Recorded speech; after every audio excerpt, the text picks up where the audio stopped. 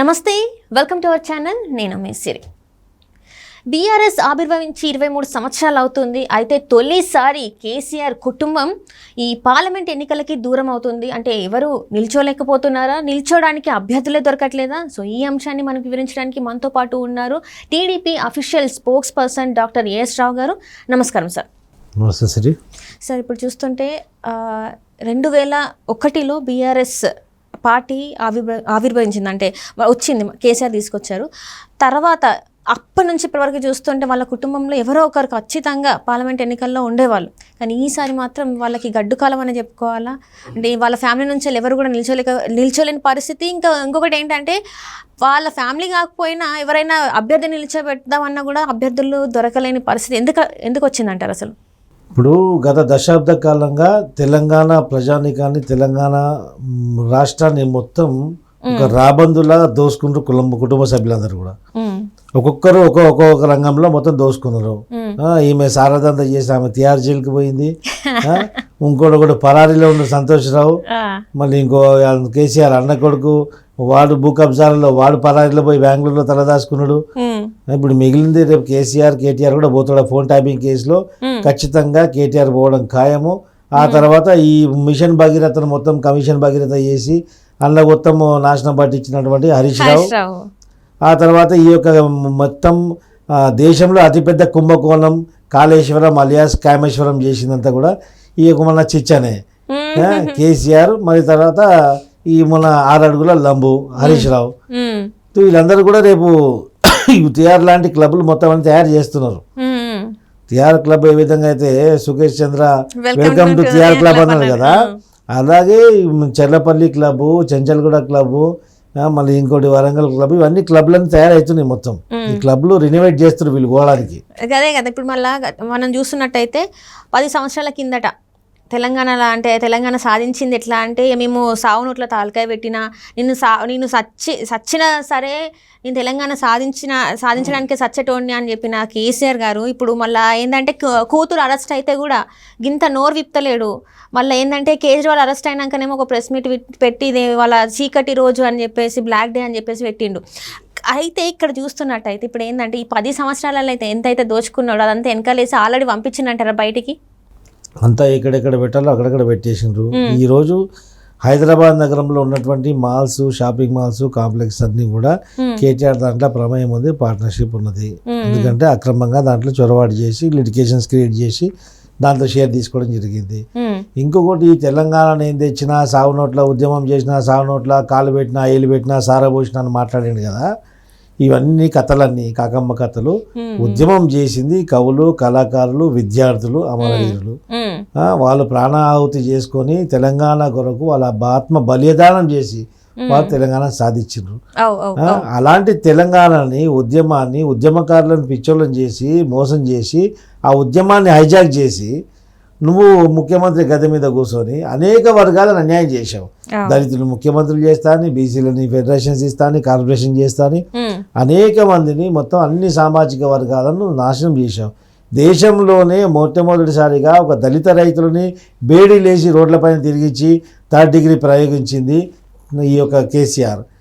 అదేవిధంగా అనేక రంగాల్లో వీళ్ళు దోసుకున్నారు. ఈయన చేసినటువంటి ఉద్యమం తెలంగాణ వచ్చడా కేసీఆర్ సచ్చడా అని కాదు. ఆ రోజు కేసీఆర్ లోపల సావు నాటకం చేసిన లోపల నాటకం అంటారు. కేసీఆర్ మేము ఉన్నాం కదా, ఒక డాక్టర్ నేను నిమ్స్లోనే ఉన్నా కదా ఆ రోజు, నాకు తెలుసు కదా కథ అంతా. మేము కూడా ఆ రోజు ఉద్యమంలో పాల్గొన్నాం కదా. తెలంగాణ డాక్టర్లే ఉండాలని చెప్పి ఎవరిని రానియకుండా మేమందరం బయట పహారా చేసినాం ఆ రోజు. మళ్ళీ మీరు అందరూ చూసిండ్రు కదా, మరి అప్పుడు మరి మీరు ఎందుకు నోరు విప్పలే? మళ్ళీ మరి దొంగ ఉద్యమం చేస్తాడు అని చెప్పి ఆ రోజు తెలంగాణ ఏ విధంగా అయినా తెలంగాణ సాధించుకోవాలని చెప్పేసి ఒక అక్కస్తుడు అందరం ఉన్నాం. ఈ బక్కుని అడ్డం పెట్టి ఏదో కూడా అయిపోతుందని మేము ప్రయత్నం చేసినాం. ఈ ఉద్యమం నేనే చేసినాం, ఎవరు చేయాలని చెప్తున్నాను కదా. ఇప్పుడు లోపల పోయిన బతుకమ్మ మీద ప్రమాణం చేసి నువ్వు మాట్లాడు. ఆమె బుట్టలో పెట్టుకుని ఇడ్లీ తెచ్చి నువ్వు తిన్నావా లేదా చెప్పరా నాయన? ఇట్లా చేస్తాడు చెప్పండి. మేము చూసినాం కదా లోపల ఉండి ఉట్టిగా నాటకం చేసుకుని 4 రోజులు గడ్డం పెట్టకుండా ఆ ఉన్న పర్సనల్కి ఇంతే.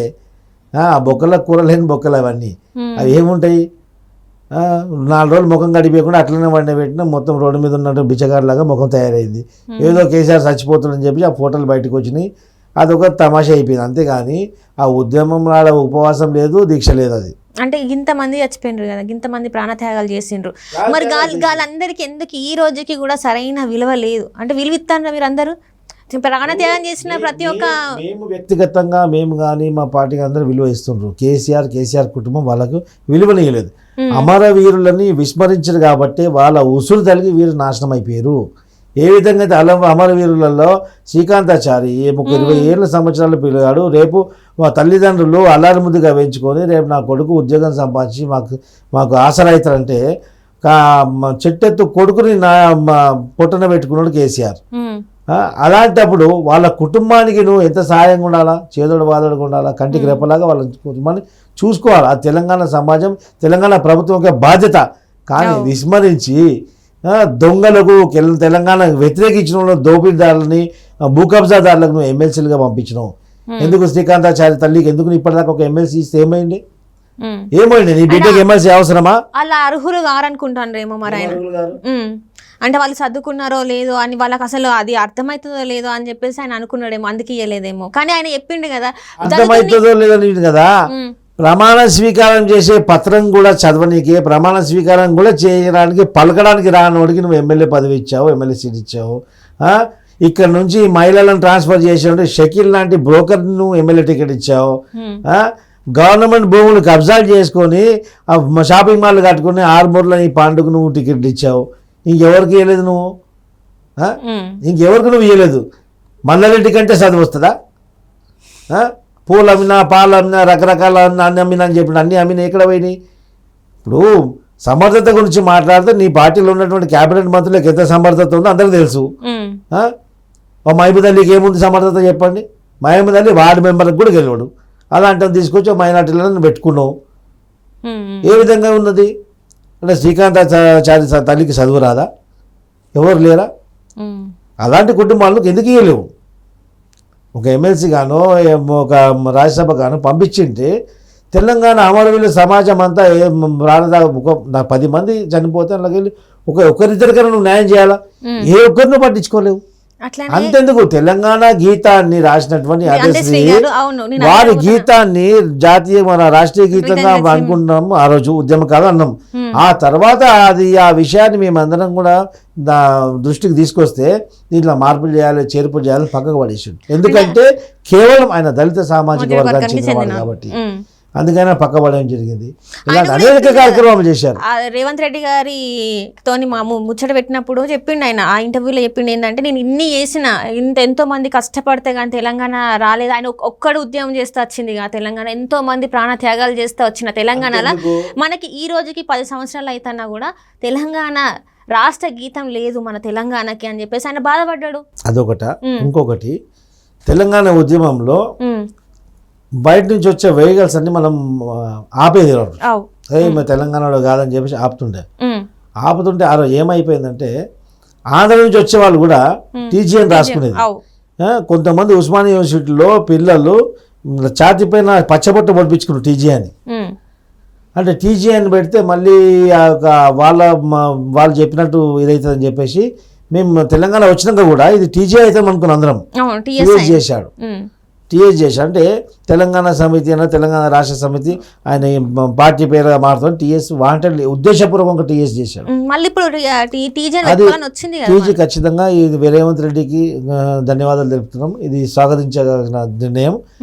ఇది మళ్ళీ టీజీ చేయడం వల్ల ఆ రోజు గుండెలపైన పచ్చబొట్టు పొడిపించుకున్నటువంటి ఆ యొక్క ఉద్యమకారులకు గౌరవించినట్టు అవుతుంది.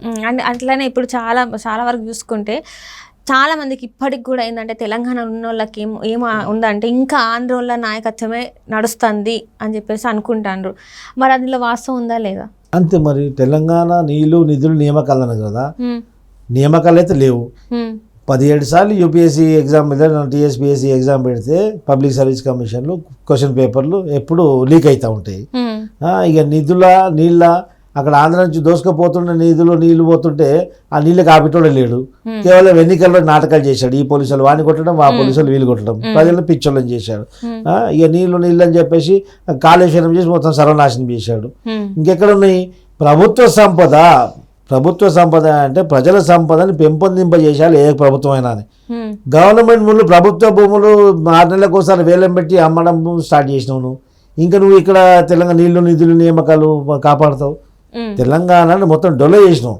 మిగులు బడ్జెట్గా నీకు అప్పచెప్తే తెలంగాణని అప్పుల తెలంగాణ చేసినావు. అదే కాకుండా ఈరోజు మద్యానికి బానిస చేసి డ్రగ్స్కి, మద్యానికి, ఈ యొక్క మాదక ద్రవ్యాలకు అడ్డగా మార్చింది తెలంగాణ. ఈ యొక్క తాగుబోతు తెలంగాణ చేసినావు. అదే అందుకే ఈరోజు తెలంగాణ సమాజాన్ని నువ్వు దోచుకున్నావు. అప్పనంగా నీ కుటుంబం మొత్తం దోచుకురు. అందుకే ఈరోజు మీరు ప్రజల్లో తిరిగే అవకాశం లేకుండా పోయింది. ఈరోజు మీకు దమ్ము ధైర్యం ఉంటే మీ కారు దిగి ఏ ఒక్క చౌరస్తా మీద 5 నిమిషాలు నిల్చోండి. 50 మందికి తక్కువ మనుషులు నిన్ను కొట్టకపోతే అప్పుడు అడుగు 5 నిమిషాలు. ఎందుకంటే ఆ ముఖం చాటేసిన, అందుకే ముఖం లేక ఈరోజు మీకు తెలంగాణ సమాజాన్ని ఎదుర్కొనే ముఖం లేదు. దాని కారణం చేతనే ఈరోజు మీరు పార్లమెంట్ ఎలక్షన్స్లో మీ కుటుంబం ఎవరు పోటీకి దిగట్లేదు. మీ కుటుంబం కాదు, మీ పార్టీ తరఫు నుంచి ఎవడు పోటీకి రారాబాయి అంటే కూడా ఎవడు ఫోన్ కాల్ని ఎత్తట్లేదు. ఇప్పుడు మిగిలింది ఎవడు? మా పార్టీలో మొన్న తరిమేసినోడు కాసాని జ్ఞానేశ్వర లాంటోడు, కుంటోడు, గుడ్డోడు, పిచ్చోడు, అలాంటోడు, భూ కబ్జాదారుడు, క్యారెక్టర్లెస్ ఫెలోస్ ఇప్పుడు నీ పార్టీ నుంచి ఎంపీ ఎలక్షన్లో నిల్చుంటున్నారు. అంతకంటే పరాకాష్ట ఏం కావాలా? మరి ఇప్పుడు రేవంత్ రెడ్డి గారు ప్రభుత్వం వచ్చిన తర్వాత ఇప్పుడన్నా మన తెలంగాణ లెక్కనే ఉంటుందా, ఇంకా మళ్ళీ ఆంధ్రలో పాలిస్తారంటారా? ఇప్పుడు పార్టీ తెలంగాణలో కాంగ్రెస్ గవర్నమెంట్ ప్రభుత్వం వచ్చి ఒక 3 నెలలు అయింది. ఇప్పటికైతే వారు తెలంగాణ యొక్క సెంటిమెంట్లని, తెలంగాణ యొక్క భావాలని, మనోభావాలని గౌరవించగా నడుస్తున్నారు. ముందు కూడా అదే విధంగా నడవాలని కోరుకుంటున్నాం. ఒకవేళ ఆయన కూడా పట్టాలు తప్పితే ఖచ్చితంగా తెలుగుదేశం పార్టీ తరఫు నుంచి మేము ఉద్యమం చేయడం ఖాయం. అడుగడుగున్న తెలంగాణ మనోభావాలకు ఎక్కడ డోకా జరిగినా ఖచ్చితంగా అడ్డుకుని తీరుతాం, ఏ ప్రభుత్వం ఉన్నప్పటికి కూడా. అది ఎలాంటిదైనా తెలంగాణకి కొంచెం అటు ఇటు అయితే మాత్రం ఊరుకునేది లేదంటారు. ఖచ్చితంగా ఊరుకునేది లేదు, సవాలే లేదు.